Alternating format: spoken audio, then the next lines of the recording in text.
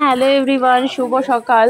তো বন্ধুরা দেখো, আজকে হচ্ছে আমাদের কাশিতে লাস্ট দিন, আর আজকে কিন্তু সাড়ে তিনটে নাগাদ আমাদের ট্রেন রয়েছে। তো আমরা বেরিয়ে পড়েছি এখন হোটেল চেক আউট করে। হোটেলে কিন্তু আমাদের বেডিংপত্র রেখে রিসেপশনে তো আমরা এবার বেরিয়েছি ঘাটে ঘুরতে। তো আমরা এসেছি মণিকর্ণিকা ঘাট। এই যে দেখো মণিকর্ণিকা ঘাট, এটা তো মণিকর্ণিকা ঘাটে এসেছি। এটা কিন্তু খুবই একটা ফেমাস ঘাট, মণিকর্ণিকা ঘাট। সবাই চেনো কাশীতে মণিকর্ণিকা ঘাট। তো এখানে অনেক রকম রহস্য রয়েছে। তো এই যে দেখো মণিকর্ণিকা ঘাট ঘুরতে ঘুরতে এখানে প্রচুর এরকম দেখবে, এই যে কি বলে এগুলো, সাপুড়ে নাকি কি বলে এগুলোকে, তো ওরা রয়েছে। তো এরকম খেলা দেখাচ্ছে, কেউ গায়ে নিয়ে ফটো তুলছে, এরকম করছে। তো আমাদের তো এগুলো প্রচণ্ড পরিমাণে ভয় লাগে, তো আমরা এগুলোর থেকে অনেকটা দূরেই রয়েছি। তবে একটুখানি ভিডিও তোমাদের দেখানোর জন্য একটুখানি ফুটেজ নিয়ে নিয়েছি। তো দেখো আমাদেরও বলছিল ডেকে ডেকে, তো আমরা তো সামনেও যাইনি, খুবই ভয় লাগে এই জিনিসগুলো। তো এই যে দেখো এই ঘাটটা কিন্তু খুবই সুন্দর ঘাট। আর আমরা কিন্তু আজকে অনেক ঘাট কিন্তু আজকে মানে যে এই 2-3 দিনে যেই ঘাটগুলো ঘুরিনি, আজকে কিন্তু সেই ঘাটগুলো কভার করব। তো আজকে যাব কিন্তু যেই ঘাটটাতে প্রিন্টেড ঘাট রয়েছে, মানে ওই কি ঘাটটার নাম জানো, বি দিয়ে ঘাটটার নাম, পরে অবশ্যই তোমাদেরকে মেনশন করে দেব। সেই ঘাটটার নাম যদি কেউ জেনে থাকো অবশ্যই কিন্তু কমেন্টে জানিও। আর ওই ঘাটটাতে প্রিন্টেড ঘাটটাতে রিলস করার জন্য কিন্তু ফেমাস। তো সেই ঘাটটাতে আমরা যাব, গিয়ে কিছু রিলস করব। আর আরেকটা ঘাট রয়েছে যেখানে একটা মহাদেবের শিবলিঙ্গ রয়েছে, সেই ঘাটটাও কিন্তু খুব ফেমাস। তো ওটা হচ্ছে গায়েঘাট। তো গায়েঘাটেও আমরা কিন্তু গেছিলাম। ওইখানে গায়েঘাটে আমরা স্নান করেছি আজকে, যেহেতু লাস্ট দিন। তো এই 3 দিন তো আর স্নান করা হয়নি গঙ্গাতে। তো আজকে কিন্তু গায়েঘাটে গিয়ে গঙ্গাতে স্নান করে মহাদেবের মাথায় জল ঢেলে তারপর কিন্তু আমরা আমি কিন্তু সকালে স্নান করেই বেরিয়ে মানে হোটেল চেক আউট করেছিলাম। সকালে স্নান টান করে রেডি হয়ে হোটেল চেক আউট করেছিলাম। কিন্তু এই গায়েঘাটে এসে না আমার মনে হলো যে 3 দিন তো স্নান করি, মানে স্নান বলতে মানে গঙ্গাতে স্নান করিনি 3 দিন। তো কাশীতে এসে আর স্নান করা হয়নি গঙ্গাতে। তো সেই জন্য আমি ভাবলাম যে গঙ্গাতে স্নান করে তারপরেই কিন্তু এই যে গায়েঘাটে যে মহাদেবের শিবলিঙ্গ রয়েছে সেখানে আমরা জল ঢালবো। তো সেটা ভেবেই কিন্তু সেই কাজ করা। তো আমরা যেহেতু হোটেল চেক আউট করে দিয়েছি, আমাদের আর চেঞ্জিং ব্যাপারটাও নেই। আর ব্যাপার নেই বলতে কি বলতো, এখানে গা পুড়ে যাচ্ছে একদম। তো আমি যে ড্রেসটা পরেছিলাম সেই ড্রেসটা কিন্তু একদম মানে জল ছড়লেই সেটা শুকিয়ে যায়। তো আমি ওই ঘাটেই স্নান করে, দেখতে পাবো ওই ঘাটেই কিন্তু আমি স্নান করে জল ঢেলে জাস্ট 5 মিনিট দাঁড়িয়েছি, পুরো গা শুকিয়ে কটকটা হয়ে গেছে। মানে কি বলবো, একদম আগের মতো হয়ে গেছে। তো সেই জন্য যেহেতু চলেই যাব আজকে, তো সেরকম কোনো ব্যাপার নেই। তো আমাদের গাটা শুকালেই হয়ে যেত, মানে জামাটা শুকালেই হয়ে যেত। তো আমি আর চেঞ্জ করিনি, ওই জামাতেই কিন্তু আমি চলে এসি, কারণ ভেজা নেই, কোনো রকমভাবেই ভেজা নেই, অল্পও ভেজা নেবে, সমস্তটা শুকিয়ে গেছে। তো আমি ঘাট ঘুরতে ঘুরতে মানে ওই ঘাটে 5 মিনিট দাঁড়িয়েছি বললাম না, তো ঘাটে 5 মিনিট দাঁড়াতে আমার কিন্তু সমস্তটা শুকিয়ে গেছে। তো শুকানোর পর কিন্তু আমরা আরও কিছুটা হেঁটেছি, ঘাট ঘুরেছি। তো তারপর কিন্তু আমার কোনো রকম অসুবিধা হয়নি। তো সেই জন্য আর যারাই এরকম যাবে গঙ্গাতে স্নান করতে, অবশ্যই তারা চেঞ্জিং করবে, অবশ্যই অনেকেই চেঞ্জিং করছে। তো তারপর কিন্তু এই যে দেখো আমরা কিন্তু চা খেয়ে নিলাম। এবার চা খেয়ে আমরা কিন্তু বেরিয়ে যাব। এই যে মণিকর্ণিকা ঘাটের আশেপাশেই রয়েছি আমরা। তো এবার চাটা খেয়ে আরেকটু ঘুরে টুরে তারপর কিন্তু আমরা ওই 12টা নাগাদ ঘাটের থেকে উঠে পড়বো। উঠে তারপর কিন্তু আমরা হোটেল থেকে বেডিং নিয়ে আমরা কিন্তু বেরিয়ে পড়বো, কারণ রাস্তাঘাটে প্রচুর ভিড়। টাইম অনেকটা 3-4 ঘন্টা আগে আমাদের বেরোতে হবে, কারণ আমাদের বেনারস স্টেশন থেকে আমাদের টিকিট নেই। দীনদয়াল উপাধ্যায়ের থেকে আমাদের টিকিট হয়েছে, কারণ টিকিট তো মহাকুম্ভের সময় পাওয়া যায়নি, তো সেই জন্য কিন্তু আমাদের একটু অসুবিধা হয়ে গেছিলো। আর দীনদয়াল উপাধ্যায় বেনারস থেকে অনেকটাই দূর, মানে প্রায় 2-3 ঘন্টার রাস্তা, তো সেই জন্য আমাদের এদিকেও এমনিতেও লেট হবে, তারপর এমনি বাইরের দেশ কোথায় কি পাওয়া যাবে না পাওয়া যাবে, তো সেই জন্য আমাদের গাড়ি ছিল কিন্তু ওই 6:30 নাগাদ। তো আমরা কিন্তু 12টা নাগাদ বেরিয়ে পড়েছি, কারণ মানে অনেকটা আগেই বেরোতে হবে। তারপর আমরা কিন্তু 12টা নাগাদ বেরিয়ে তারপর হোটেল থেকে বেডিংপত্র নিয়ে তারপর আমরা একটা হোটেলে খাওয়া দাওয়া করলাম। খাওয়া দাওয়া করে তারপর কিন্তু আমরা মানে অটো টোটো ধরে যে মানে যাচ্ছি, মানে সবটাই তোমরা দেখতে পাবে। আর এই যে দেখো আমি গঙ্গাতে স্নান করে নিলাম, তারপর তোমাদের দাদাভাইও স্নান করবে, বাবানও স্নান করবে, তো আমরা সবাই স্নান টান করে তারপর এই যে জল ঢালবো, জল ঢেলে তারপর চলে যাব। তো খুবই ভালো লাগলো জানো তো, কাশিতে এসে স্নান করেও খুব ভালো লাগলো যে আমরা 3টে জায়গাতেই আমরা স্নান করতে পারলাম।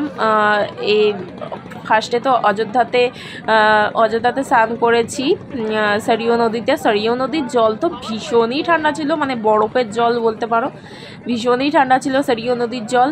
তো ওটা পাহাড় থেকেই আসে নাকি ওই জলটা, জানি না, তো সে প্রচণ্ড ঠান্ডা ছিল। তারপর তো মহাকুম্ভে স্নান করলাম, মহাকুম্ভের জলও খুবই ভালো ছিল ত্রিবেণীর সঙ্গমে।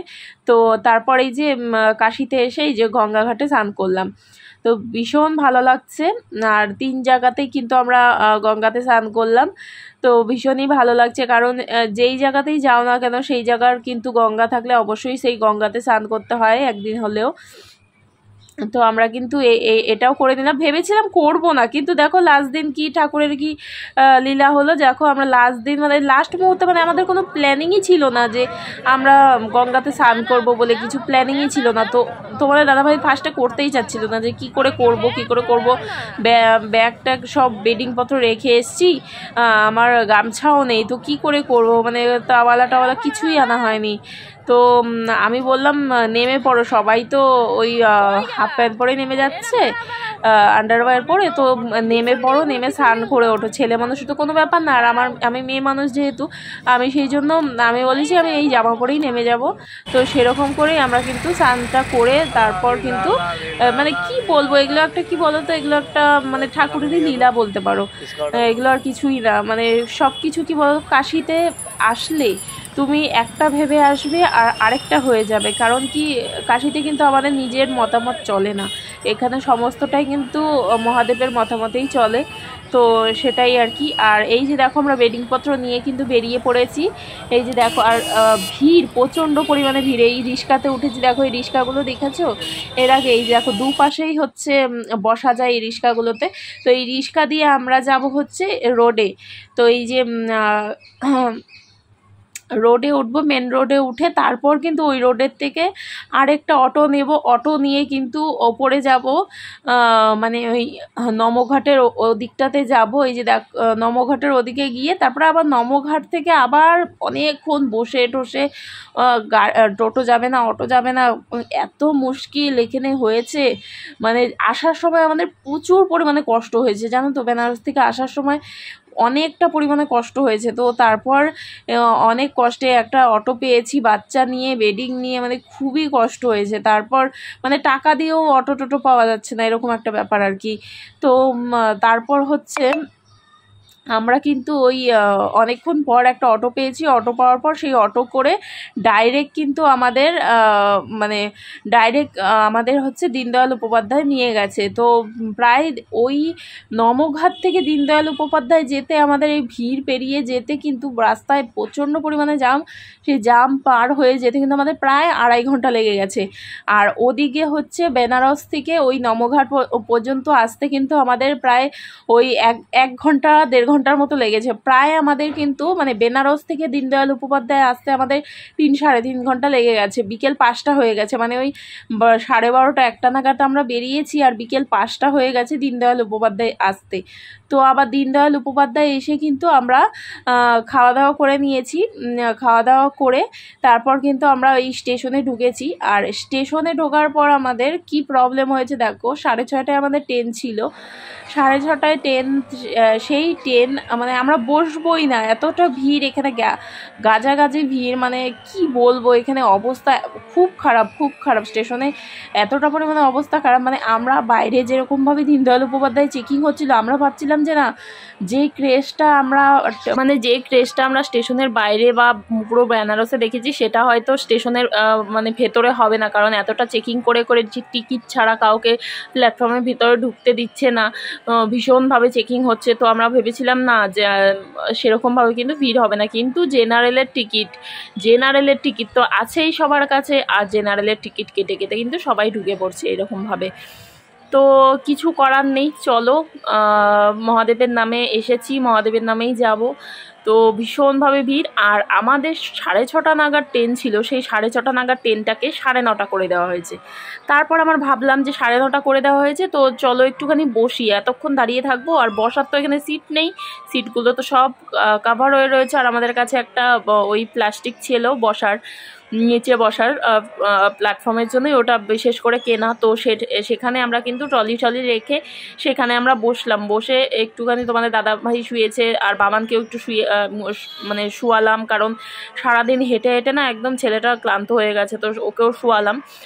তো সেই 9:30 গাড়িটা আবার অ্যানাউন্স হলো যে 11:30।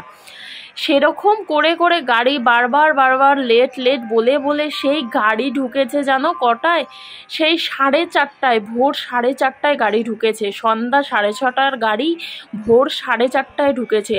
আর এরকমভাবে প্ল্যাটফর্মে দৌড়া ঝাপা হচ্ছে, আর আমাদের সামনে তো একজন তো একদম ট্রেনের নিচেই ঢুকে গেল, মানে এগুলো দৃশ্য মানে দেখার না, কি বলবো। আর আমার এত পরিমাণে এই যে ভয় হচ্ছে এখন, আর অ্যালাউন্স হচ্ছে, আর চারিদিকে ভিডিও দেখতে পাচ্ছি যে এরকম হচ্ছে ট্রেনের মধ্যে, তো আমার তো প্রচুর পরিমাণে ভয় লাগছে। আমি বারবার একবার ঘুমিয়ে পড়েছিলাম আমি, তো আবার লাফ দিয়ে উঠেছি, এত মানে চিল্লাচিল্লি দেখে লাফ দিয়ে উঠেছি, আর দেখি কি যে আমাদের পায়ের সামনে দিয়ে পুরো দৌড়াদৌড়ি হচ্ছে।